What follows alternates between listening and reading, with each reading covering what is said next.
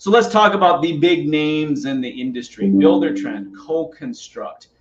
We see those names all over. They seem to dominate the industry. Obviously, Buildertrend purchased Co-Construct. They're continuing to acquire companies. But if a Buildertrend client asked you, hey, Eric, how are you different?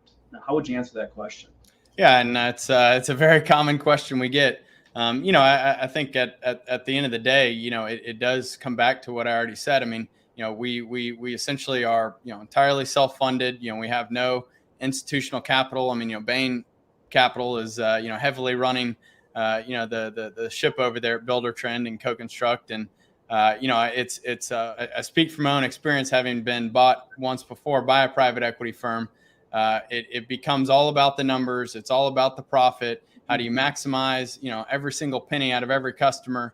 And I just, it's very unfortunate when you watch your company get purchased, and then, they immediately came in and bought kind of our biggest competitor. And we were just one of, competed with one of 5 of their products. And so I've lived through this.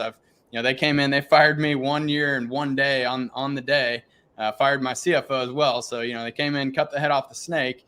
6 months later, they got the sales team. 6 months later after that, marketing's gone, customer service. So, I think one of the biggest things is just our company here is, entirely, self-run, self-managed, no, timeline. We don't have to, get this 5-year return on an investment. The two of them will Buildertrend and Co-Construct will very likely be sold again 5 years from, the first investment date. And that's just how private equity works. And that's interesting to me. I don't want to interrupt, but I did not know. So they were acquired by a private equity firm. Buildertrend was.